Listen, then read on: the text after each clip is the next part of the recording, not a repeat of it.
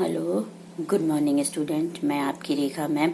आज मैं आपको वन एवं संसाधन पार्ट 2 का लास्ट पार्ट्स भाग 3 पढ़ाऊंगी। इससे पहले 2 वीडियो में मैंने आपको पारिस्थितिकी तंत्र, प्राणी जातियों का वर्गीकरण एवं वनों से लाभ, प्रत्यक्ष लाभ, अप्रत्यक्ष लाभ वर्गीकरण, वनों का संरक्षण इत्यादि के विषय में पढ़ाया था। आज मैं आपको सरकार एवं वन विभाग द्वारा वनों का वर्गीकरण, समुदाय और वन संरक्षण के विषय में पढ़ाऊंगी।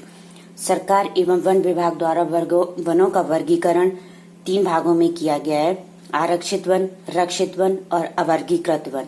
जिसमें सबसे पहला आपका आता है आरक्षित वन।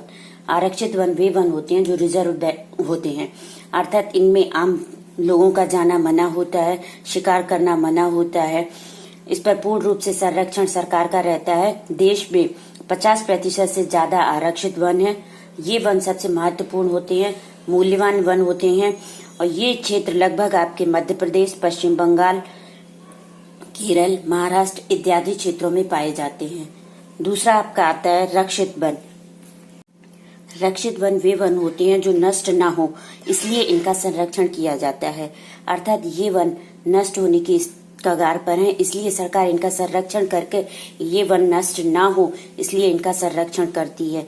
ये वन विभाग के अनुसार देश के 1/3 क्षेत्र पर रक्षित वन है।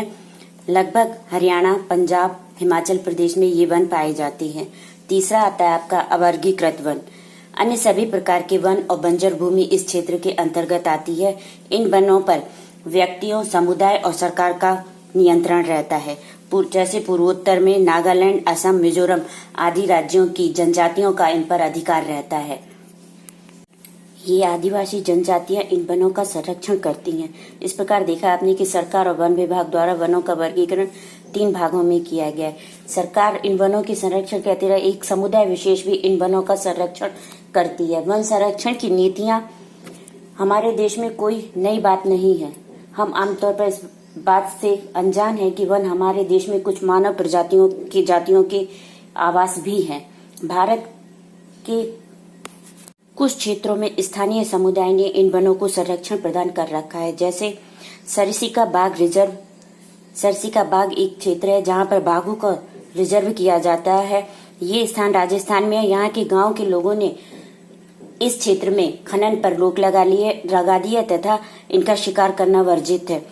दूसरा जैसे आपका है अलवर जिले में 5 गांव ने मिलकर वहां वन भूमि में भैरव देव डाकव सेंचुरी घोषित कर दिया है। इस क्षेत्र में इनके अपने नियम और कानून होते हैं। यहाँ शिकार करना मना है तथा वनों को काटना भी मना है।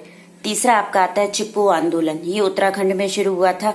यह आंदोलन वनों की कटाई के विरोध में शुरू हुआ था। इस आंदोलन के अंतर्गत मानव पेड़ों से चिपक जाते हैं और कहते हैं कि पहले मुझे काटो फिर वनों को काटो।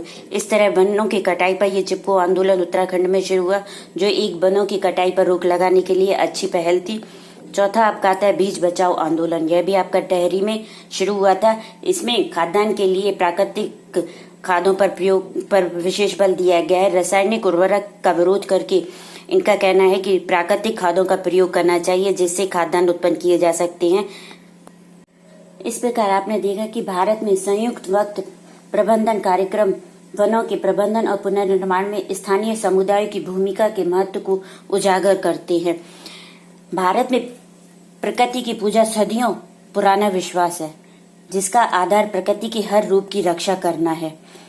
कुछ समाज कुछ विशेष पेड़ों की पूजा करते हैं और आदिकाल से इसका संरक्षण करते आ रहे हैं।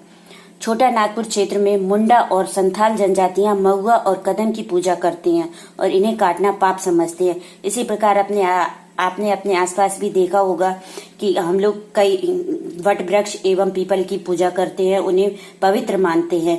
इसी तरह अन्य समुदाय भी वनों को पवित्र और पूजनीय मानते हैं। भारतीय समाज में अनेकों संस्कृतियां हैं। प्रत्येक संस्कृति में प्रकृति और इसकी कृतियों को संरक्षित करने के अनेक पारंपरिक तरीके हैं।